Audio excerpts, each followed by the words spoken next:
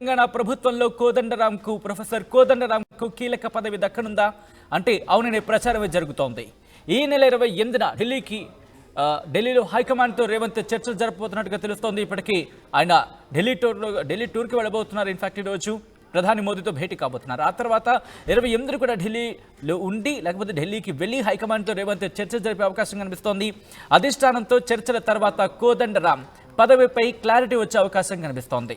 నిన్న భట్టితో భేటీలో మనసులో మాట బయటపెట్టినట్టు తెలుస్తోంది. కోదండరాం ఎమ్మెల్సీతో పాటు కీలక మంత్రిత్వ శాఖ అడుగుతున్నట్టుగా తెలుస్తోంది. ప్రొఫెసర్ కోదండరాం ఎమ్మెల్సీ మంత్రి పదవులు కుదరకపోతే ప్రభుత్వ ప్రధాన సలహాదారుగా నియమిస్తారని చెప్పి ప్రచారం జోరందుకుంది. అభివృద్ధి మండలి ఏర్పాటు చేసి వైస్ చైర్మన్ పదవి ఇవ్వచ్చు అనే చర్చ కూడా జోరందుకుంటోంది. ఒకవేళ ఇవి కాకపోతే అమరవీరుల సంక్షేమ బోర్డు లాంటివి ఏర్పాటు చేసి దానికి సంబంధించి అక్కడ ఆ పదవులకు అంటే అమరవీరుల సంక్షేమ బోర్డుకు సంబంధించి కీలక బాధ్యతలు అప్పచెప్పే పదవులకు కూడా అవకాశం ఉందని చెప్పి కూడా ప్రచారం చూడందుకుంది. ఇందుకీ కోదండరాంకు ఏ పదవి ఇస్తారు అనే దాని మీద మాత్రం ఉత్కంఠ కొనసాగుతోంది. ముఖ్యంగా నిన్న ప్రొఫెసర్ కోదండరాం టీజేఎస్ అధ్యక్షుడు కోదండరాం నిన్న ఉప ముఖ్యమంత్రి భట్టి విక్రమార్కతో భేటీ కావడం ప్రాధాన్యతను సంతరించుకుంది. ఆయనకి ఏ పదవి ఇస్తారనే దానికి సంబంధించి కీలకమైన డిస్కషన్ జరుగుతున్నట్టుగా తెలుస్తోంది. చర్చ మాత్రం జోరందుకుంది. తెలుసుకునే ప్రయత్నం చేద్దాం. ఆయనకి ఏ పదవి ఇచ్చే అవకాశం ఉందో మా ప్రతినిధి మధు అప్డేట్స్ అందించేందుకు లైవ్లో జాయిన్ అవుతున్నారు. మధు, ప్రొఫెసర్ కోదండరాం టీజేఎస్ అధ్యక్షుడు కోదండరాం అని చెప్పుకోవచ్చు.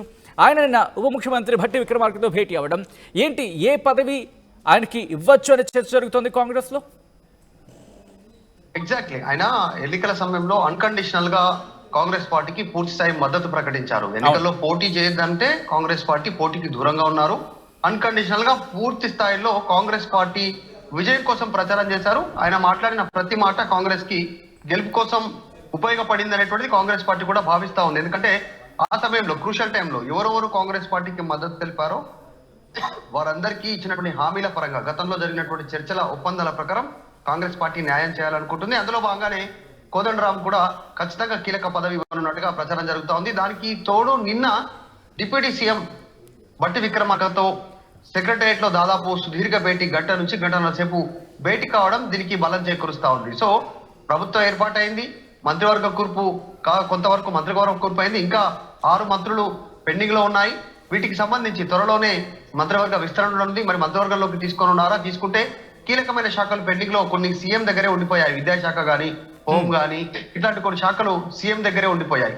టీఎస్పీఎస్సీకి సంబంధించినటువంటి విద్యార్థుల విషయంలో వచ్చినటువంటి ఆరోపణలు కావచ్చు, ప్రొఫెసర్ గా పనిచేసినటువంటి అనుభవం ఉన్నటువంటి పరిస్థితి, ఓయూలో టీజాక్ చైర్మన్ గా పనిచేశారు తెలంగాణ ఉద్యమంలో జేఏసీగా.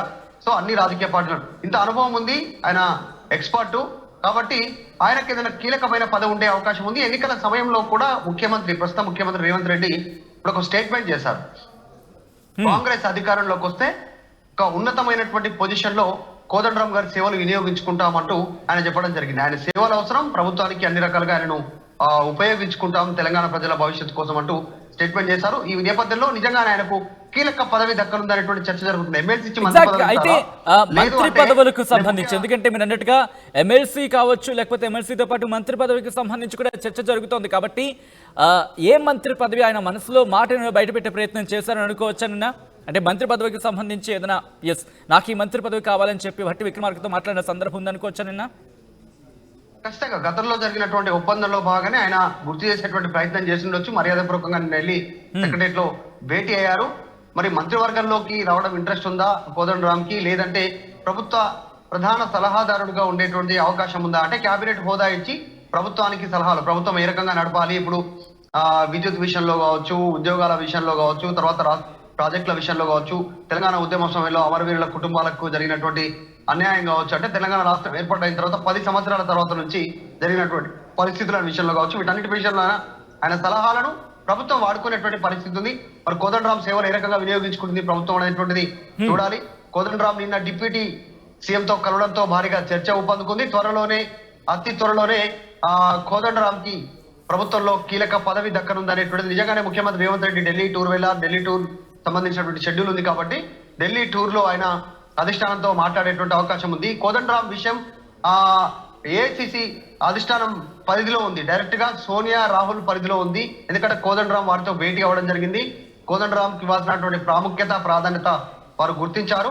సో సో ప్రభుత్వం ఏర్పాటైంది కాబట్టి కీలక శాఖను లేదంటే కీలక పదవిని ఒక కీలక పొజిషన్ లో కోదండరాం ఉండేటువంటి పరిస్థితి ఉంది. రకరకాల ఊహాగానాలు వెలువడుతున్నప్పటికీ కూడా త్వరలోనే ఒక కీలక పదవి ఇచ్చే అవకాశం ఉంది. రైట్ మధు. సో కోదండరాంకి కీలక పదవి దక్కబోతుందా అంటే కనుక అవుననే సమాధానం వినిపిస్తోంది.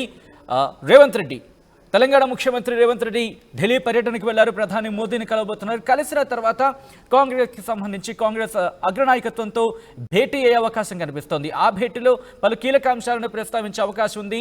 అందులో భాగంగానే కోదండరాంకి, ఎందుకంటే టీజేఏసీ నేతగా ఉన్నారు. అలాగే దాంతోపాటు ఎందుకంటే ఆయన బేషరతుగా మద్దతు పలికిన పరిస్థితి, ఎటువంటి కండిషన్స్ పెట్టుకున్న అన్కండిషనల్గా కాంగ్రెస్కి మద్దతు ఇచ్చారు. కాబట్టి ఈ నేపథ్యంలో ఆయన మంత్రి పదవిలోకి అంటే మంత్రివర్గంలోకి తీసుకోవాలా, లేకపోతే ఆయనకి ఎటువంటి పదవి ఇవ్వాలి, ఆయనకి ఇస్తే కనుక ఎటువంటి పదవి ఇవ్వచ్చు అనే అంశానికి సంబంధించి డిస్కషన్ చేసే అవకాశం కనిపిస్తోంది. సో ఈ నేపథ్యంలోనే మరికొద్ది రోజుల్లోనే ఈ ఉత్కంఠకు తెరపడే అవకాశం కనిపిస్తోంది. తెలంగాణ ప్రభుత్వంలో ప్రొఫెసర్ కోదండరాంకు కీలక పదవి దక్కబోతోందన్న మాట వినిపిస్తోంది. 28న ఢిల్లీలో హైకమాండ్తో రేవంత్ చర్చలు జరిపే అవకాశం కూడా ఉంది. అధిష్టానంతో డిస్కషన్స్ తర్వాత కోదండరాం పదవిపై క్లారిటీ రాబోతోంది. అయితే ఈ వార్తలకు బలం చేకూరడానికి కారణం ఏంటంటే నిన్న ప్రొఫెసర్ కోదండరాం విజువల్లో మీరు చూస్తున్నారు, ఉప ముఖ్యమంత్రి భట్టి విక్రమార్కతో ఆయన భేటీ కావడం ప్రాధాన్యతను సంతరించుకుంది.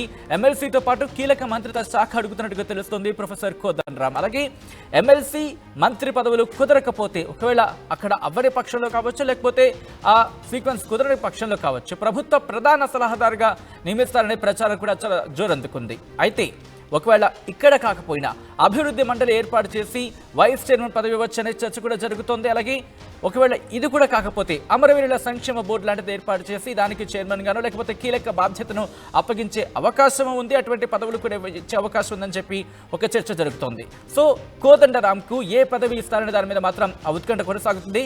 సో కాంగ్రెస్ ప్రొఫెసర్ కోదండరాంకు ఎటువంటి బాధ్యతని అప్పజెప్పబోతుందన్న ఉత్కంఠ మాత్రం కొనసాగుతోంది.